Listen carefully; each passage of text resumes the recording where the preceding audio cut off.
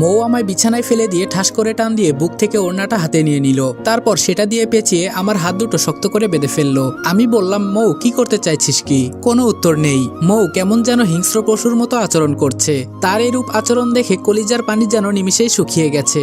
মৌ বলল, আজকে তোর সমস্ত কিছু লুটে নিব, তারপর দেখি তুই আমায় কিভাবে আপন না করে থাকিস। মৌয়ের কথা শুনে চোখ জোড়া সোজাসুজি কপালে উঠে গেছে। হায় আল্লাহ, মৌ হয়তো আজ তার চাহিদা পূরণ করেই ছাড়বে। মৌ প্লিজ তুই আমায় ছেড়ে দে। মৌ বলল, তুই চুপ, তোর মুখ থেকে একটা কথাও শুনতে চাইছি না আমি। অনেক হয়েছে আমাকে অবহেলা করা, এবার আমি নিজের অধিকার নিজেই আদায় করে ছাড়বো। আমি বললাম, মৌ তুই কি পাগল হয়ে গেছিস? আর তোর কিসের অধিকার? হ্যাঁ। মৌ বলল, হ্যাঁ আমি পাগল হয়ে গেছি, আর আমার অনেক অধিকার আছে তোর উপরে। সেই কলেজ লাইফ থেকে তোর পেছনে পড়ে আছি, তোকে ভালোবেসে আসছি, কিন্তু তুই কিনা আমার দিকে কোনো খেয়ালই করিস না। আজকের পর তোর খেয়াল আমাকে ঘিরে হবে। আমি বললাম, মৌ পাগলামোর একটা লিমিট থাকা উচিত। তুই আমায় ভালোবাসলে বাসতে পারিস, কিন্তু আমি অধরাকে ভালোবাসি, আর তাই ওকেই বিয়ে করে নিয়েছি। মৌ বলল, সে তুই যাকেই বিয়ে কর, কিন্তু অবশেষে তুই আমারই হবি। আমি বললাম, মৌ থাপড়ে গালের দাঁত সব কয়টা ফেলে দিব। শান্ত হয়ে গেছি দেখে ভুলে যাস না যে আমি কে আর কি ছিলাম। আগের রূপে ফিরে যেতে 2 মিনিটও সময় লাগবে না। সো ভালোই ভালোই বলছি, হাতের বাঁধন খুলে দে, না হয় এমন অবস্থা করব তোর সারা জীবন কাউকে মুখ দেখাতে পারবি না। মৌ বলল, না আমি হাতের বাঁধন খুলবো না, আগে বল তুই অধরাকে ছেড়ে আমাকে বিয়ে করবি।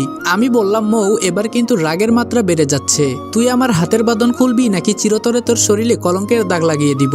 আমার কথা শুনে মৌ এবার ভয়ে কান্না করে দিল।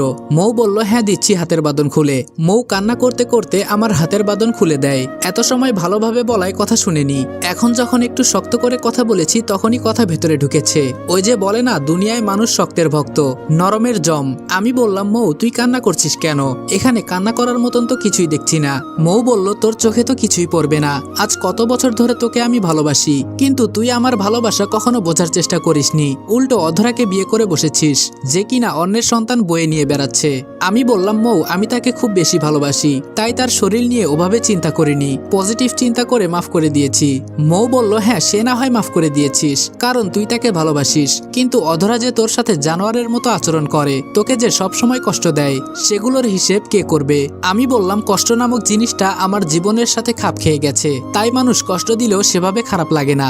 মৌ বলল, তোর লাগতে না পারে, কিন্তু আমার লাগে, কারণ আমি তোকে ভালোবাসি। তুই কষ্টে আছিস শুনলে আমার চোখের ঘুম হারাম হয়ে যায়। আমি বললাম, আরে পাগলি, আমার জন্য নিজে কেন কষ্ট পাচ্ছিস?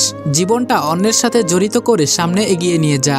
মৌ বলল, আকাশ আমার মরা মুখ দেখতে না চাইলে এসব কথা আর বলবি না। আমি তোকে একেবারের জন্য বলিনি যে অধরাকে ছেড়ে আমার কাছে আয়। হ্যাঁ এটা অবশ্যই বলবো যে অধরা যদি তোকে কখনো কষ্ট দিয়ে ছেড়ে চলে যায়, তাহলে তুই আমার কাছে চলে আসিস। আমি তোর জন্য সারা জীবন অপেক্ষায় থাকবো, আর আমি কখনো অন্য কোনো পুরুষকে গ্রহণ করব না, কারণ আমার মন বলছে তুই আমার কাছেই ফিরে আসবি। মৌয়ের কথা শুনে চোখে জল চলে এলো। আজকে থেকে 5 বছর আগে মেয়েটা আমায় ভালোবাসে, কিন্তু মেয়েটাকে আমি কখনোই সেই সুযোগটা দেইনি। তবে এখন মনে হচ্ছে যদি অধরার জায়গায় মনের মধ্যে মৌয়ের চিত্র ফিট করতাম, তাহলে হয়তো আমার জীবনটা ভালোবাসায় ভরপুর হয়ে যেত। মেয়েটা গত 5 বছর আগেও যেমন ছিল এখনো ঠিক তেমন আছে। মৌ বলল, কিরে চুপ করে আছিস যে? আমি বললাম, মৌ তোকে একটা কথা বলবো, রাখবি তো আমার কথা? মৌ বলল, হ্যাঁ বল, অবশ্যই রাখবো। আমি বললাম, আমাকে কিছুটা সময় দে, আমি এখন কোথায় আছি সে আমি নিজেও জানি না। নিজের অবস্থানের কথা জানতে পারলে আমি কোনো ডিসিশনে আসবো। মৌ বলল, মানে বুঝলাম না। আমি বললাম, মানে হলো আমি কিছুটা সময় চাই ভাবার জন্য, কারণ অধরাকে নিয়ে আমার ভবিষ্যৎ জীবন উজ্জ্বল দেখতে পাচ্ছি না। এদিকে তুই আমায় আজ 5 বছর ধরে ভালোবেসে আসছিস, সো কি করব ভেবে দেখি। তবে এটা শিওর থাক, তোর কাছে ফিরে গেলে আমার দুনিয়া তোকে ঘিরেই হবে। মৌ বলল, আচ্ছা সময় নে, তবে আমি তোর অপেক্ষায় থাকবো। আমি বললাম, আচ্ছা এখন আর একদম কান্না করবি না, দেখি কাছে আয়। মৌ আমার কাছে এগিয়ে আসে। মৌয়ের চোখের পানিগুলো নিজের হাতে মুছে দিলাম, তারপর ওর হাত থেকে ওড়নাটা নিয়ে ওর গলায় পরিয়ে দিলাম। মেয়েটা কেমন অসহায়ের মতো তাকিয়ে আছে আমার দিকে। ওর অসহায় চেহারাটা দেখে মুহূর্তের জন্য ভুলেই গেলাম সবকিছু। ওকে একটান দিয়ে নিজের বুকে নিয়ে নিলাম, তারপর ওর কপালে একটা চুমু এঁকে দিলাম। শোন, এই চুমুটা বন্ধুত্বের খাতিরে দিয়েছি, এটাতে কোনো খায়েশাত বা খারাপ মতলব নেই। তবে আল্লাহর হুকুমে যদি এমনটাই থাকে যে তুই আমার জীবনের সূত্রে জড়িয়ে যাবি, তাহলে পরবর্তীতে চুমুটা স্বামী হিসেবে তোর ঠোঁটেই মারবো। মৌ বলল, আকাশ তোর মতো মানুষকে জীবনসঙ্গী করে পাওয়া খোদার সবচাইতে বড় নেয়ামত। আমি বললাম, হয়েছে, এবার গিয়ে সোফায় বসে থাক, আমি একটু হাত মুখ ধুয়ে আসি। মৌ গিয়ে সোফায় বসলো, আর আমি ফ্রেশ হতে চলে গেলাম। একটু পর ফ্রেশ হয়ে বের হলাম, তখনই দেখি দরজার বেলটা বেজে উঠলো। গিয়ে দরজা খুলে দিলাম। দরজা খুলতেই দেখি অধরা আর তার বাবা। অধরার বাবা বলল, বাবা এই যে ধরো তোমার আমানত, ওকে তুমি ভুলেও আর আমার বাড়িতে পাঠাবে না। ও যদি মরেও যায় তাহলে তোমার বাড়ির পাশে কোনো একটা জায়গায় ওকে দাফন করে দিও, কিন্তু আমার বাড়িতে যেতে দিও না। যেদিন সে পুরোপুরি মানুষ হবে সেদিনই তাকে বাড়িতে উঠাবো আমি বললাম বাদ দিন সেসব কথা, আপনি ভেতরে আসুন। অধরার বাবা বলল না বাবা, আমি চললাম, আমার একটু জরুরি কাজ আছে। আমি বললাম আচ্ছা। অধরার বাবা চলে গেল। যাও ভেতরে গিয়ে ফ্রেশ হয়ে নাও। অধরা ঘরের ভেতরে ঢুকেই দেখতে পায় মৌকে। সে সোফায় বসে আছে। অধরা বলল মৌ, তুই এই বাড়িতে কি করছিস? মৌ বলল আকাশের সাথে দেখা করতে এসেছি। আর তুই এভাবে কথা বলছিস কেন অধরা? অধরা বলল পুরো বাড়ি ফাঁকা, তার মধ্যে তোরা দুজন, আবার কলেজ লাইফ থেকে তুই আকাশকে ভালোবাসিস, কাহিনী তো কিছু একটা আছে। মৌ বলল অধরা মুখ সামলে কথা বলিস, তোর মতন নির্লজ্জ না আমি, ওকে? আকাশকে আগেও আমি ভালোবাসতাম, এখনো বাসি, কিন্তু তার মানে এই না যে তার সাথে দেখা করতে এসে আমার খারাপ কিছু করতে হবে। ছি অধরা, তোর মন মানসিকতা এতটা নিচে নেমে গেছে, তুই আমাকে আর আকাশকে নিয়ে এসব চিন্তা ভাবনা করিস। অধরা বলল কিছুই বলার নেই তোদের, কিছু বলতে গেলেই তোরা আমার ইতিহাস নিয়ে কথা বলা শুরু করবি। সো যা খুশি কর, আমি আমার মতন থাকি। অধরা রুমে চলে গেল। মৌ বলল আকাশ, দেখলি অধরার মন মানসিকতা কেমন? আমি বললাম মৌ বাদ দে ওর কথা। আচ্ছা একটা সত্যি করে কথা বল, তুই কি আজ আমার সাথে খারাপ কিছু করার মতলব নিয়ে এসেছিলি? মৌ বলল না, কিন্তু মুহূর্তের জন্য আমি পাগল হয়ে গিয়েছিলাম।